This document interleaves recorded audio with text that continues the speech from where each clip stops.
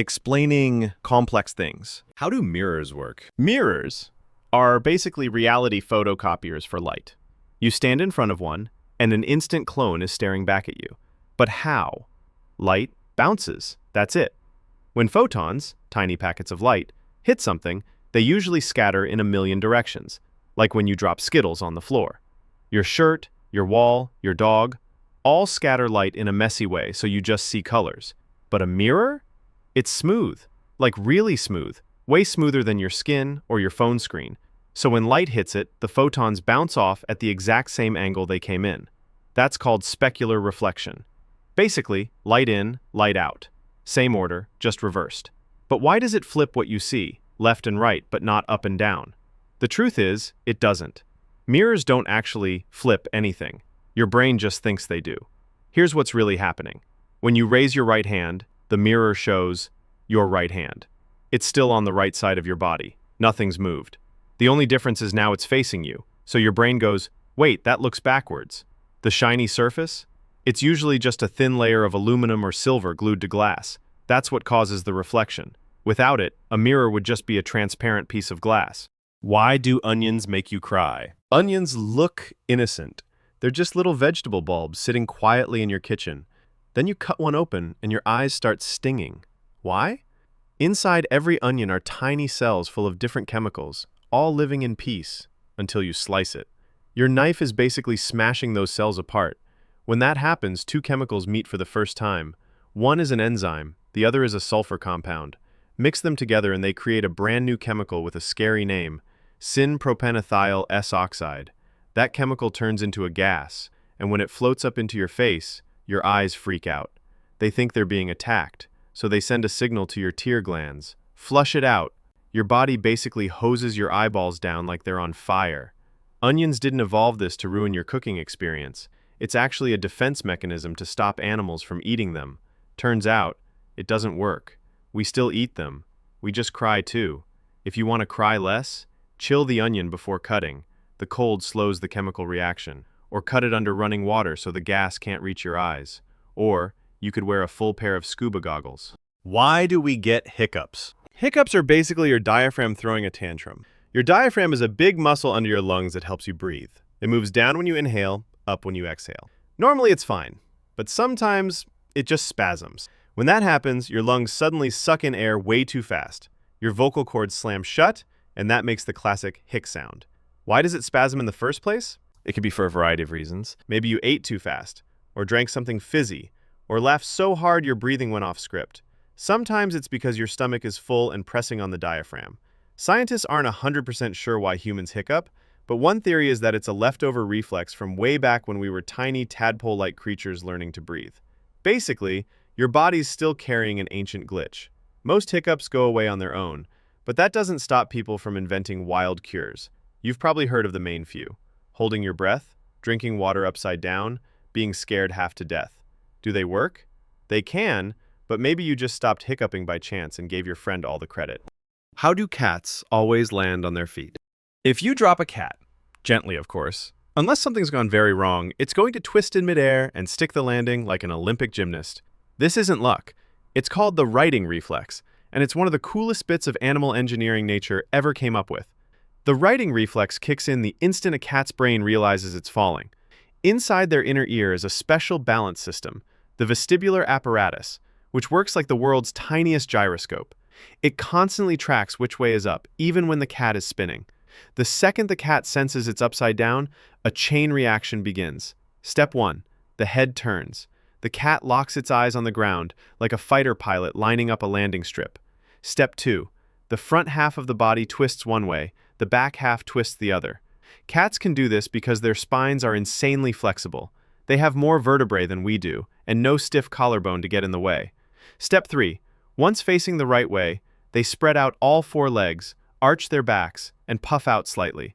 This increases air resistance, slowing the fall, kind of like a tiny parachute, made of fluff. Cats are also surprisingly light for their size, which means they don't slam into the ground with as much force as a heavier animal. In fact, past a certain height, they actually have more time to adjust and slow their descent, which is why some cats have survived absurdly high falls. There's even a term for this, high-rise syndrome. Vets use it to describe cats that have fallen from apartment buildings and walked away with minimal injuries.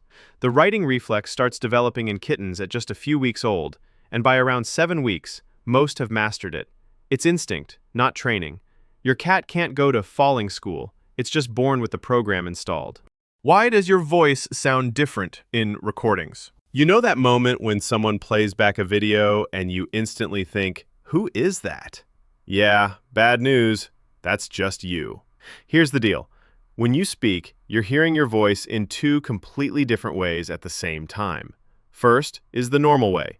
Sound waves travel out of your mouth, through the air, into your ear canal, vibrate your eardrum, and your brain goes, cool, that's me. Second is the secret way. Those sound vibrations also travel through the bones and tissues inside your head. This bone conduction adds a deep, rich bass layer to your voice, like your skull is running its own private subwoofer.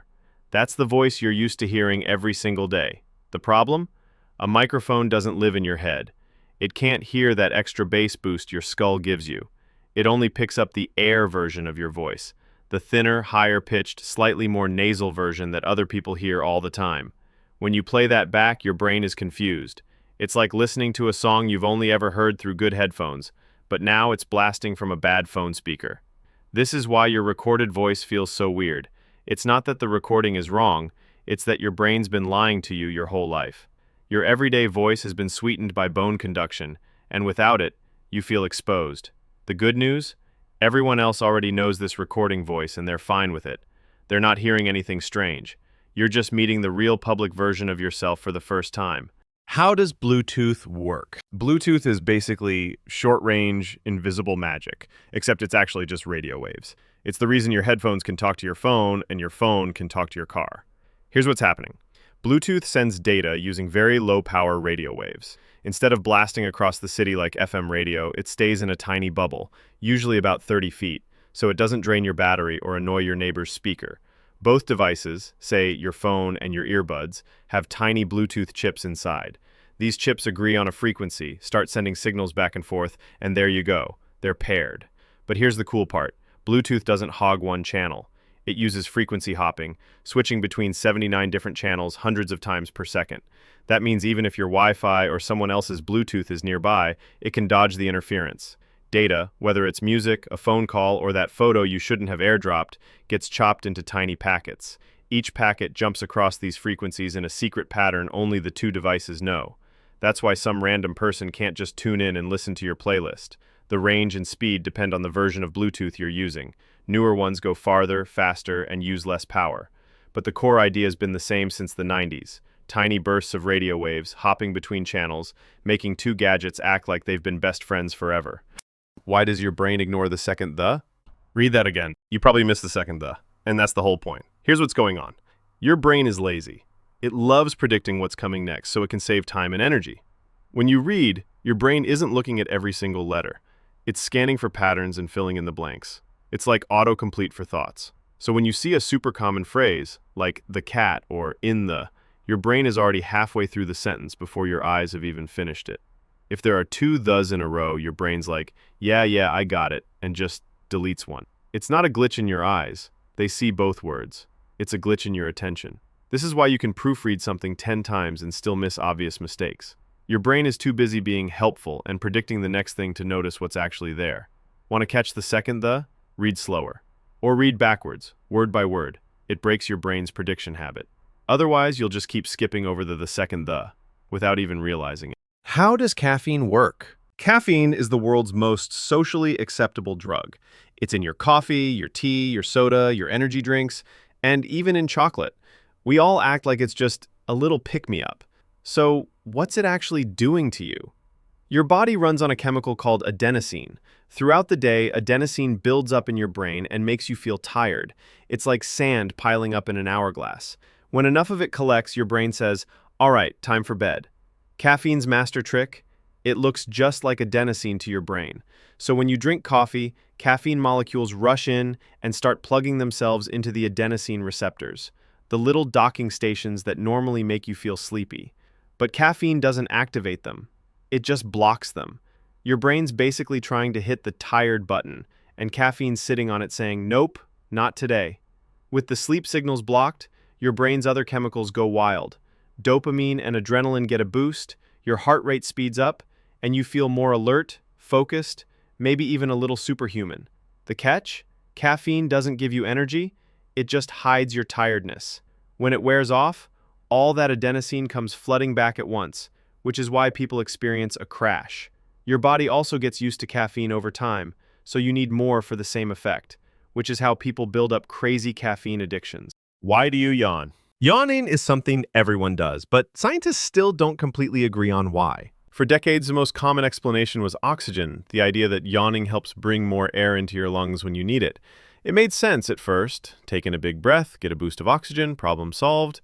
But research has shown that yawning still happens even when your oxygen levels are perfectly fine, so the old theory doesn't quite hold up. A newer idea focuses on brain temperature. Your brain works best within a very specific range, and when it gets too warm, it can slow down. Yawning might help cool it down. When you yawn, you take in a deep breath of cooler air, stretch the muscles in your face, and increase blood flow in your head, all of which can help bring the temperature down slightly. This might be why yawning is more common in warm environments, or when you're tired and your brain has been active for a long time. There's also the contagious side of yawning. Seeing, hearing, or even reading about a yawn can make you do it too. This could be linked to empathy and social bonding, a way for groups of animals, including humans, to sync up their states of alertness and rest. So while the exact reason isn't fully proven, the most likely explanation is that yawning is your brain's way of regulating itself, a built-in cooling and reset mechanism that just happens to spread from person to person. Comment if this section has made you a yawn, and I want you to think about yawning right now. Haha, good luck. How does Face ID know it's you? Face ID works a lot like your brain does when it sees a friend across the room, except it uses lasers, math, and way more precision. When you look at your phone, tiny sensors near the front camera project more than 30,000 invisible infrared dots onto your face. These dots create a 3D depth map, capturing every contour, the curve of your cheeks, the shape of your jaw, the height of your nose. It's not just a photo, it's a full mathematical model of your face. The infrared camera then takes a picture of those dots and the rest of your face in infrared light. This data is turned into a series of numbers, a unique face signature, and compared against the encrypted version stored inside your phone from when you first set up Face ID. If the two match closely enough, your phone unlocks. It's designed to work in different lighting, with hats, glasses, or even facial hair changes. That's because Face ID doesn't just rely on surface details, it measures the depth and relative positions of your features, which are harder to change. So when you glance at your phone and it just opens, it's not guessing. It's reading a complex 3D map of you in under a second, deciding with near-perfect accuracy whether it's really you, and allowing you to unlock your phone. Basic financial concepts explained simply. Taxes. Picture this. Imagine you just had a hard month at work, slaving away flipping burgers at your local McDonald's. You're in bed when you get an email from them. It says you've been paid $2,000. But your bank account only gets $1,456. You scroll down the stub. Federal income tax, state tax, Social Security, Medicare. This is the modern ritual of giving away a chunk of your money to invisible forces, and they expect you to say thank you. Here's the deal. Taxes are the cost of civilization. You pay, the government builds roads, funds schools, makes sure your favorite taco truck isn't infested with rats, and sends billion-dollar missiles to places you've never been. But there are different types of taxes. Income tax, which hits the money you make. Sales tax, which hits the money you spend. Capital gains tax, which hits the money your investments made while you were asleep. The government takes a little bit of every dollar. Nearly everyone also pays Social Security tax and Medicare tax. Basically, Social Security tax is like the government forcing you to save for your retirement. They force you to save money now, and you get it paid back to you over time when you retire. Medicare, however, is a health insurance tax that goes to supporting older people or people with serious health issues. Now comes filing your taxes. Oh boy, the government knows how much you owe, but it makes you guess. How cool. If you're right, no worries. But if you're wrong, you're cooked. When it comes to actually paying taxes, some people pay every few months. Some people pay yearly. And then there's those people that don't pay at all and end up in documentaries. I get that taxes are annoying, but it's not all bad. Countries with higher tax rates generally have a higher quality of life all round. Banks. So, you walk into a bank, hand the cashier your money, they count it, smile, and tell you it will be added to your account. You walk out and think, great, now it's sitting in a vault somewhere, being guarded by a dragon. But in reality, that money's already gone. Most people think of banks like a big safe with only one job: guarding people's money. But in reality, they are just a middleman or a matchmaker for financial transactions. When you deposited that $1,000, the bank took $900 of it and gave it to someone who wants to buy a jet ski. That system is called fractional reserve banking, which basically relies on the idea that they only actually need to keep a fraction of the money on hand because not everyone is going to show up at the same time asking to withdraw 100% of their account. That is, unless it's 2008, of course, when people lined up to withdraw the entirety of their account, which caused the entire system to crumble. Banks make money by lending your money at a higher interest rate than they are giving you. That's really it. You're the supply of money, and the person borrowing is the demand. The banks entice you to deposit your money because of a few reasons. It's much easier and more convenient to spend on a card or transfer than carrying around cash all the time. They are literally paying you to hold your money with them in the form of interest. It is much safer to keep your money in a bank than in a shoebox in your room. In the US, most banks are insured up to $250,000 per person, meaning no matter what, the government assures you that your money, up to $250K, is safe. Interest. Imagine you borrow $1,000. You have to pay back $1,280. Why? Because of interest. Interest is money's way of charging rent to exist in someone else's hands. When you borrow, interest is the price tag for using someone else's cash.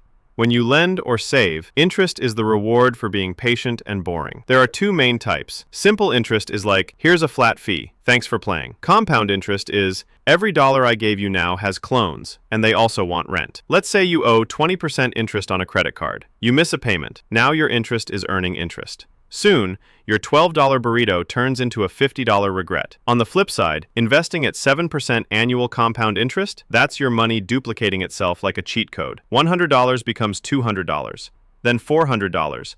Then one day you wake up and you're old, rich, and a little smug about it. This is why interest is the silent engine behind both wealth and debt. In loans, it's the slow burn that turns small mistakes into financial fires. In investments, it's the time bomb that turns small gains into massive wins. So what's the hack? If you're paying interest, kill it fast. If you're earning interest, let it sit, feed it, and give it time. Interest is either your worst enemy or your best unpaid employee. The choice is in who's collecting it. Inflation. Okay, so you bought a bag of chips. Open it up, and it looks like it's already been half eaten. You check what you paid, 30% higher than last time. Then you realize you've just been hit by inflation. Inflation is what happens when money slowly gets less valuable over time. Not overnight, not with fireworks, just a slow erosion. Your $5 bill, still technically $5, but it buys less instant noodles, less gas, and doesn't actually have as much value as it did before. So what actually causes it? Sometimes people just have too much money. Everyone's got cash, and they all want to spend it on the same stuff. Let's say 2,000 people want this $500 TV, but the business only has 1,000 TVs for sale. So the business goes, oh, everyone wants this TV? That'll be $800 now. Sometimes it's supply chains with hiccups or problems, making the cost of producing a good or service more expensive, meaning the cost of that good or service must rise. Or sometimes, just cause. Expectations can cause inflation. If people think prices are rising, they'll spend more now, driving prices up faster. It's a self-fulfilling economic prophecy. A little inflation is normal, even good. 2% a year? That's fine, predictable. But if it spikes, savings die, wages lag. The government tries to fight inflation when this occurs, by raising interest rates. When the government raises interest rates, people are paying more interest, or it's more expensive to get a loan, meaning they have less money to spend on things like TVs. This causes a reduction in the amount of spending, pretty much cooling off the economy. Recessions. A recession is when the economy decreases for at least 2 quarters or 6 months in simple terms. One day you're fine, you've got a job, bills are paid, you might even be planning a trip with the family, but suddenly there's layoffs, the stock market's only going down. In a recession, jobs vanish, companies cut costs, and everyone saves their money for necessities instead of buying things they don't need. Why does a recession happen? It could be a range of things. Could be high interest rates, making borrowing too expensive. Could be a global crisis, war, pandemic, rogue container ship. Could just be the economic cycle doing what it does best. Boom, peak, bust, reset. Think of the economy as a party. In the boom phase, everyone's dancing, drinks are flowing. But eventually, the lights flicker, reality hits, someone checks their bank account, and suddenly, the DJ's playing sad lo-fi beats about corporate downsizing. Recessions aren't forever, they're resets, painful ones. Governments might lower interest rates, send out stimulus, or just hope people start buying overpriced coffee again. Eventually, spending returns, businesses rebuild, growth resumes, but not without scars. Credit scores. A credit score is a shadowy algorithm that knows your name, your past, and how many times you paid your credit card late in college. A three-digit number that decides whether you get a house, a car, or a soul-crushing 27% interest rate on your new TV. This number isn't about wealth. It's about trust. Lenders want to know, if I give this person money, will they actually pay me back? The score has a range from 300 to 850. Below 580, you're a walking red flag. Over 750, you're sparkling with adult credibility. Most people? Stuck somewhere between 640 and 790. How is a credit score calculated? Payment history. Do you pay on time? This is the big one. Credit utilization. How much credit are you using versus how much you could? Credit age. How long you've had accounts. Credit mix. Cards, loans, mortgages. Variety helps. New credit. Too many recent applications? All of these things are the ways it is calculated. But to actually increase your score, you have to make the required payments on each of your loans before you enter the late period. If you enter the late period, your score decreases. Your credit score is like a pet dog. Ignore it, and it poops all over your life. Take care of it, and someday it might help you buy a house. It's not about being good with money. It's about looking good to lenders. You can have zero debt and still have a trash score if you don't have a credit history. So yes, the game is rigged. But if you learn the rules, you can rig it back. Currency, or money. The weird part about currency and or money is that it's actually not real. Humans have developed money in order to make the world better. Money makes trading easier, makes it easier to build systems and to organize society. In saying that, there is no more legitimacy between a dollar bill and a Bitcoin. People believe a dollar bill has more legitimacy, and maybe it does, for now, but only because people believe it does. The same can be said for a dollar bill and a stick. The only reason a dollar bill can buy something, and a stick cannot, is the fact that we as a society have agreed that a dollar bill is worth something, while a stick is not. So how does money actually work? Well, the government prints it, the central banks regulate it, and everyday people trade it in exchange for goods and or services. The reason the banks have to regulate it is because if the government prints too much, then inflation kicks in, and everyone's money becomes monopoly money. If the banks make it so there is too little money, no one can afford to live. Currency, or money, is a social construct built on a shared belief and trust. Investing. So you know what inflation is now, and the best way to combat inflation, so your money doesn't become less valuable, is investing. Investing is what happens when your money stops sitting around and starts working for you. Instead of trading your time for money, you're trading money for more money. The problem is there is risk involved. What can you actually buy? Stocks. Tiny ownership slices of companies. If the company grows, your slice becomes more valuable. Bonds. Basically, you loan money to a government or company, and they pay you back with interest. Funds. Collections of stocks and bonds so you don't have to play financial games one by one. Real estate. Property you hope someone else pays to live in. Forever. Of course, there are other things, but they are considered the main ones. Investing isn't about being lucky. It's about being early, diversified, and patient. Most wealthy people didn't win the lottery. They just gave compound growth 30 years to do its thing. And yes, investing comes with risk. Markets go up, markets go down. But the real danger isn't losing money. It's never investing and watching inflation quietly steal your future. Value. This one is more complex, but everyone should understand it. Imagine you pick up a rock. It's just a rock. Now imagine that rock is shiny and yellow. That's gold. It's rarer than an average rock, so there's a higher value placed on it. Gold is not actually worth more than the average rock. It's just worth more to humans because we place a higher value on it. Understanding this is what allows people to become rich. If you provide a lot of value, you will earn a lot of money. Steve Jobs created the iPhone you're most likely watching this on right now. He created something with a large amount of value, so millions of people gave him thousands of dollars for that bit of value.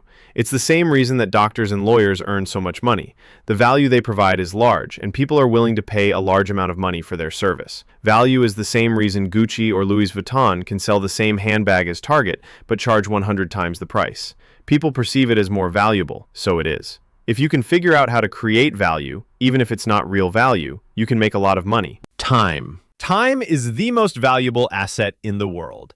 And the best part, almost everyone starts with a lot of it. You probably have a lot of it left. But no one gets an unlimited supply. Most people work jobs where time is traded directly for money.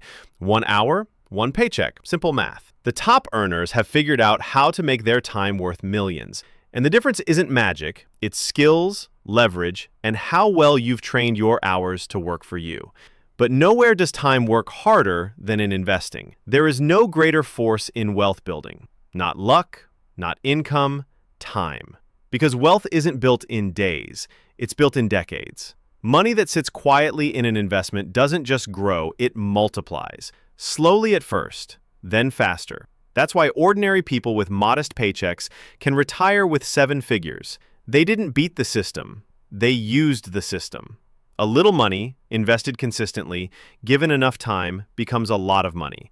Every way to get rich. Scammer. You wake up one morning and decide you're too smart to work a normal job. Why would you waste 40 years in an office when you could just convince some guy in Ohio that you're a Nigerian prince who needs help moving $15 million?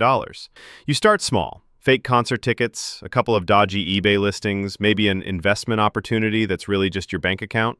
Then you branch out.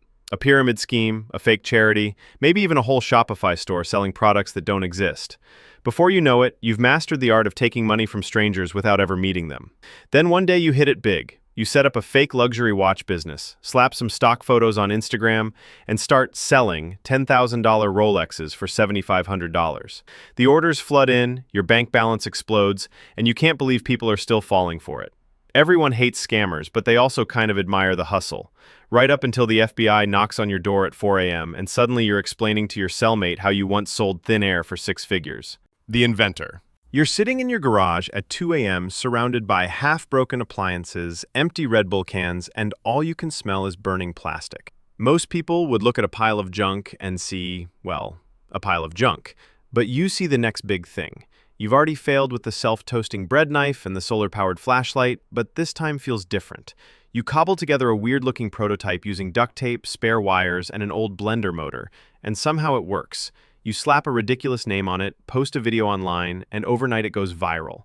Suddenly, big companies are calling you with offers in the millions to buy your idea, and you have no idea how to even respond. 1 month later, you're rich, famous, and giving TED Talks about innovation, conveniently leaving out the part where your billion-dollar idea was born because you accidentally glued the wrong parts together. Pro gamer. Your parents told you playing video games all day would never make you money. Now you're sitting in a $4,000 gaming chair with a PC that is worth more than a car. You are racking up sponsorship deals for pressing buttons really fast. When you first started, you were playing with your mates in your bedroom, streaming to an audience of 3 people. You, your mate, and Nightbot. But then you got good, really good. You carried your friend to third on an online tournament, then another, and suddenly you've actually got a decent teammate. You guys get flown out to an arena where thousands of screaming fans are watching you frag strangers on a giant screen. You're earning more from prize money, merch, and brand deals than your parents did in their best year combined. And the best part? All those hours they called wasting time were actually career development. Now you never have to touch grass and can game all day without anyone telling you it's a bad idea. Lawsuit lottery winner. When people ask what you do, you tell them you're a lawyer at a local firm because it sounds respectable. But the truth is you've never studied law a day in your life. Your career started the afternoon you fell down the stairs at McDonald's. You hired a personal injury attorney, claimed the stairs were unsafe, and spent months in court listening to real lawyers argue over the angle of a handrail. You sat there in a suit, nodding like you understood the legal jargon, while secretly wondering if you'd win enough to pay off your car. Then one day the verdict came in. McDonald's had to cut you a settlement so big you've been coasting ever since. Now you introduce yourself as working in law, even though the closest you've ever been to practicing it was signing the NDA at the end of the trial. Freelancer. You like to tell people you're self-employed, which is just another way of saying you've beaten the system. No boss, no commute, no pointless Monday meetings.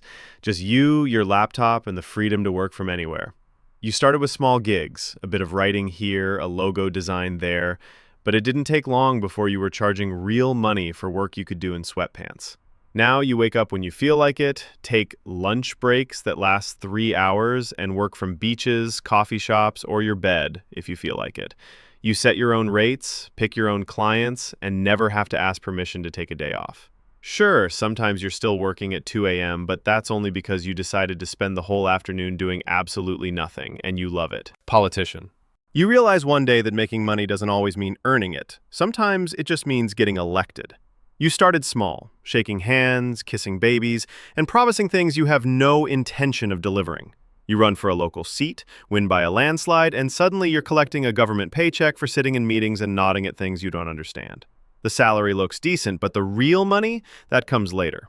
campaign donations that just happen to stick around, inflated consulting fees from friends of friends, and those property deals that conveniently go through companies owned by your family. Every speech you give is carefully polished to sound inspiring, but vague enough that it could mean anything.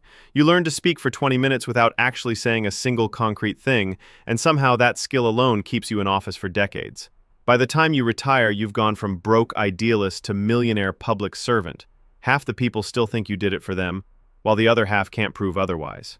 You spend the rest of your days sitting by the pool in your mansion. Drug dealer. You figure out early on that supply and demand works a lot faster when your product is addictive. When you first start, all you do is a few sales here and there to friends. You move on to the club bathrooms where you pretty much force unwilling people to buy from you. But then the word spreads. Your friend's friend needs some ASAP. Suddenly you're making more in a weekend than most people make in a month, and all you had to do was answer a few late-night calls and meet people in parking lots. You upgrade your car, your clothes, and your phone, and everyone assumes you just have a good job. The truth is, your office is the backseat of your car, and your business hours are whenever someone's desperate enough to pay double. It's risky, sure.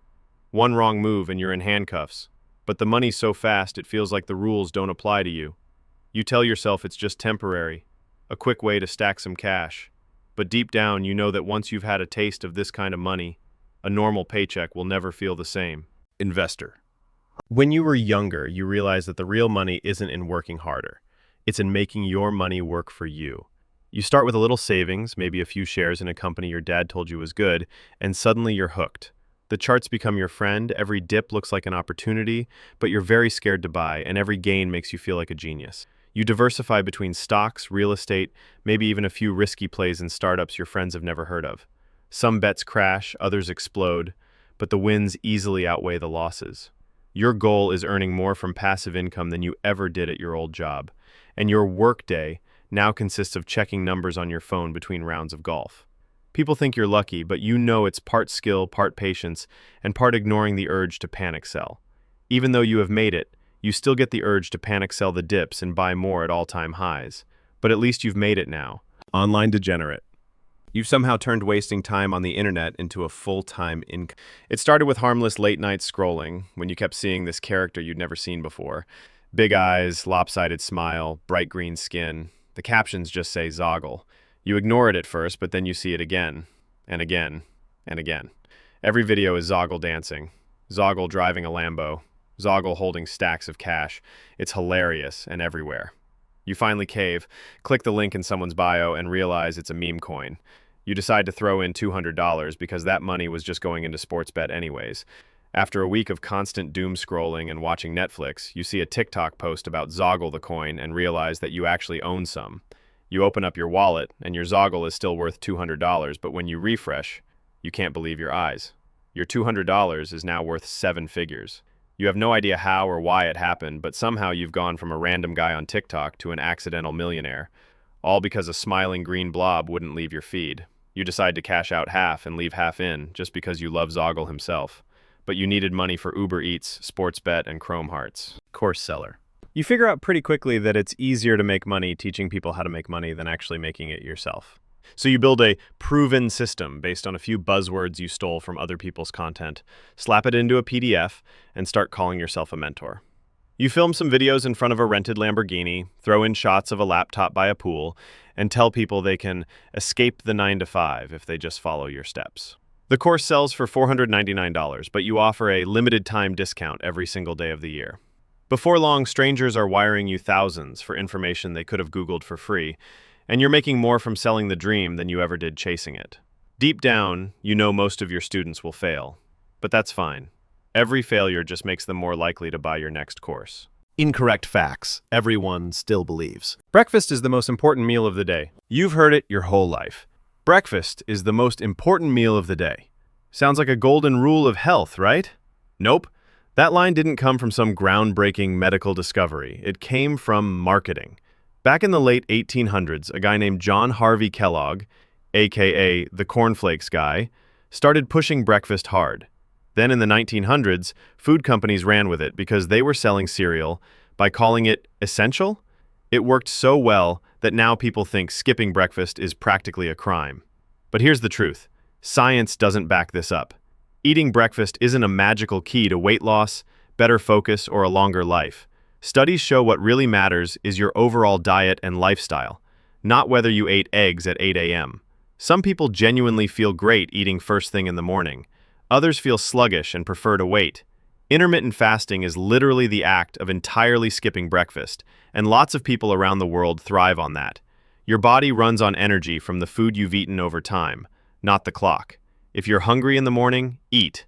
If not, then just skip it. Camels store water in their humps. Everyone pictures camels as walking canteens, storing gallons of water in those big humps on their backs. Sounds logical, right? A desert animal, a giant hump, must be a water tank. But here's the reality. Those humps are made of fat, not water. Camels store up to 80 pounds of fat in there, and that's their energy reserve. It's like their portable snack bar. When food is scarce, they burn that fat to survive.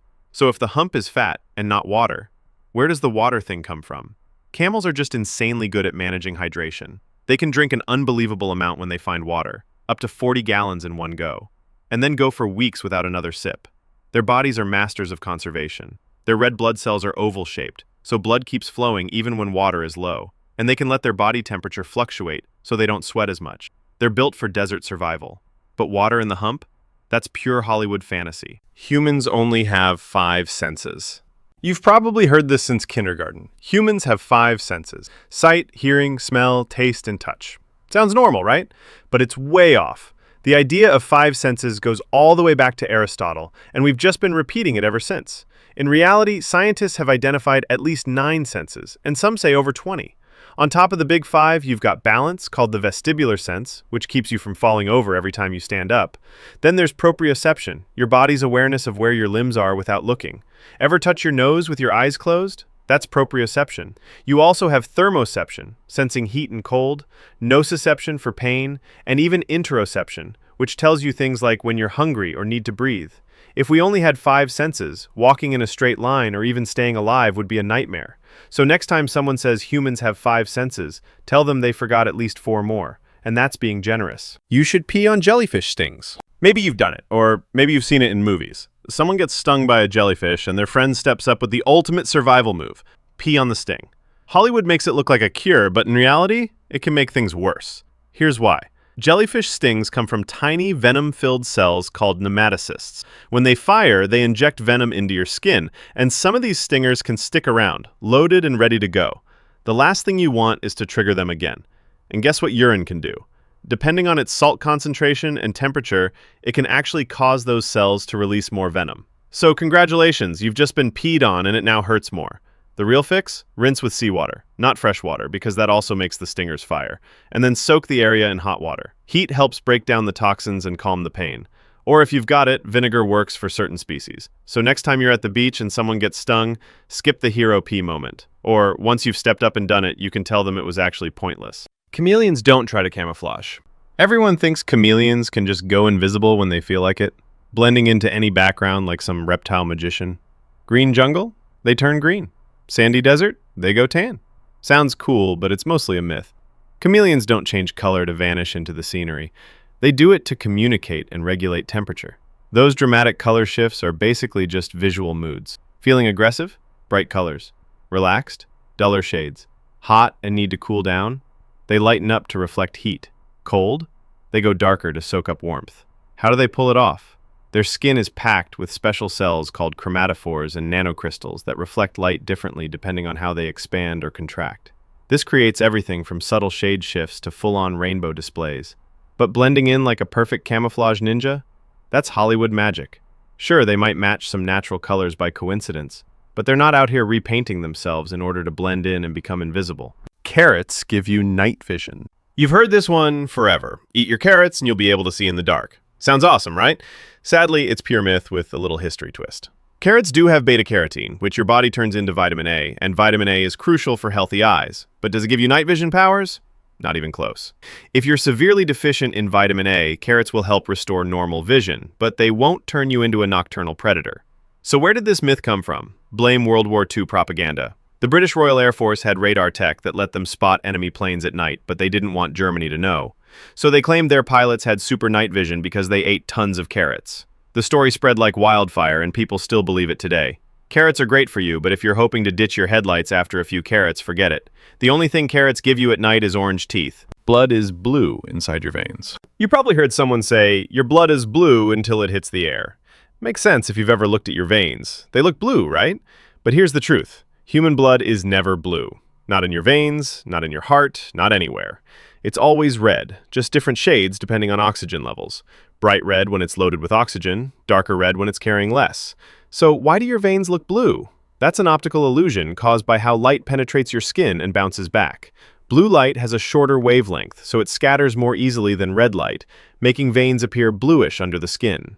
The blue blood idea got so popular that some people even think your blood turns red only when it touches oxygen.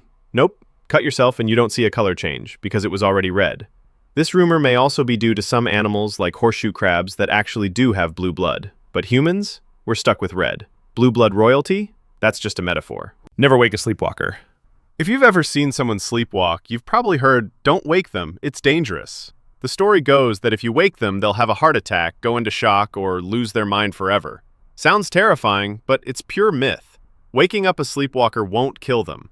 It might confuse or startle them, but that's about it. Sleepwalking happens during deep sleep, so when you wake them, their brain is basically rebooting. They'll probably be groggy and have no idea what's going on, but they'll survive just fine. So where did this idea come from?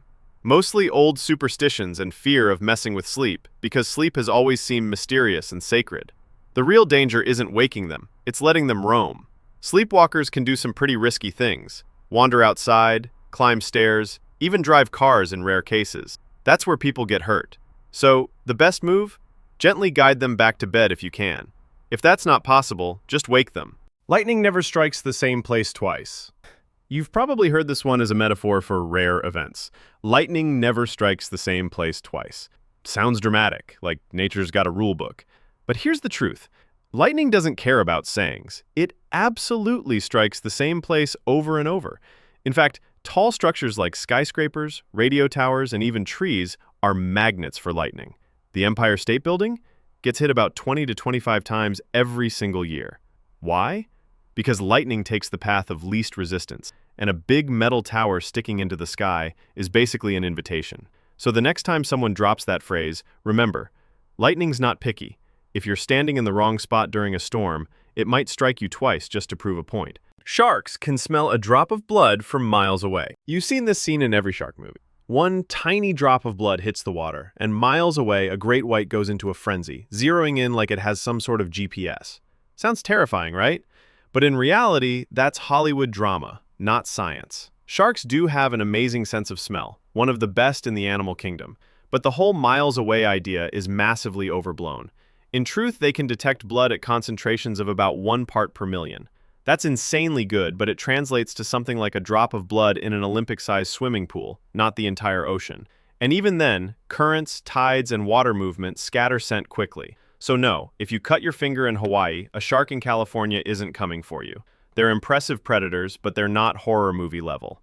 Still, probably don't test this by bleeding in the water, because if a shark's nearby, it's definitely going to notice. Humans swallow 8 spiders a year while sleeping. You've probably heard this creepy fact. Every year, while you sleep, 8 spiders crawl into your mouth. Picture that.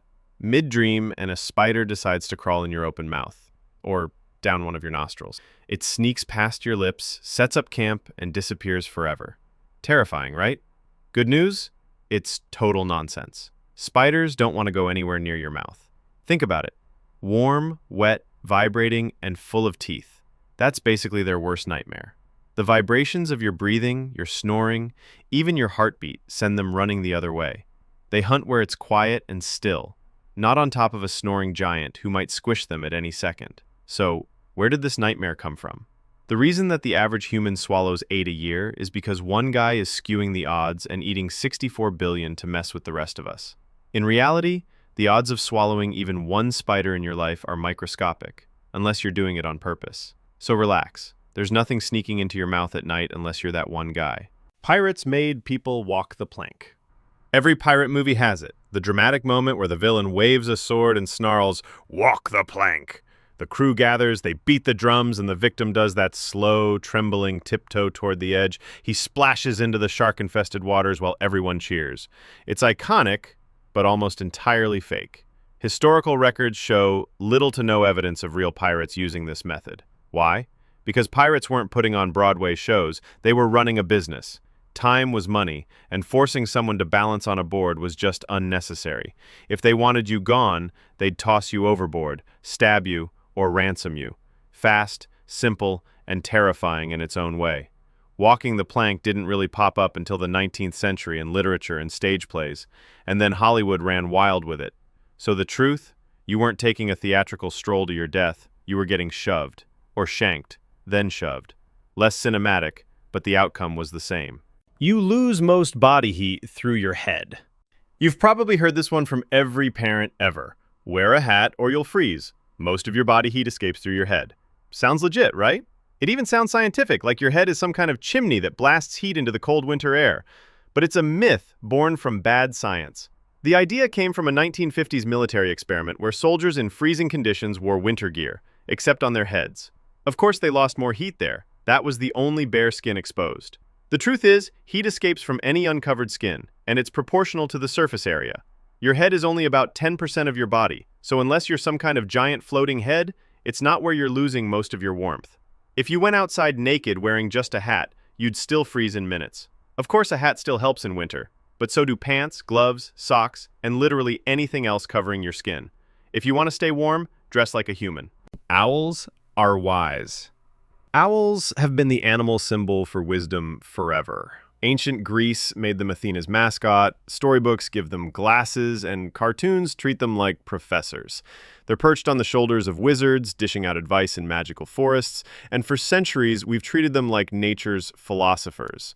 But in reality, owls aren't the geniuses of the bird world. They're more like the strong, silent type. Yes, they're incredible hunters, but that's instinct, not IQ.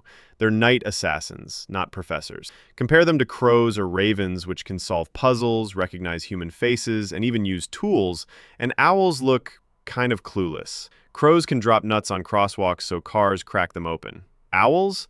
They just sit there looking mysterious. Their huge eyes and fixed stare make them seem deep and thoughtful. But that's just biology, not them being all deep. So next time you see an owl staring into the distance, it's not thinking about life's big questions. It's thinking mouse or frog. Chickens can live without their heads for a few seconds. Everyone knows the phrase, running around like a headless chicken. But most people think the story ends in seconds. You chop off the head, a little flapping, and then done. But the truth is way stranger. Sometimes that headless chicken doesn't just twitch, it keeps on living. Not for seconds, not even for minutes, but for hours. In one famous case from 1945, a chicken named Mike lived for 18 months after losing his head. How is that even possible? Turns out the brainstem, which controls basic life functions like breathing and heartbeat, can stay intact if the cut is high enough. So Mike's body just kept going. Farmers fed him through an eyedropper straight into his throat, and he became a national celebrity, traveling the U.S. as the Headless Wonder Chicken. Think about that for a second. You're looking at a chicken with no face, no eyes, no beak, just a body and a pulse. Was he aware? Could he feel anything? Or was it pure instinct driving him on? Scientists aren't sure, and honestly, I couldn't tell you either. I hope you enjoyed this video. Please give me video ideas you want to see in the comments.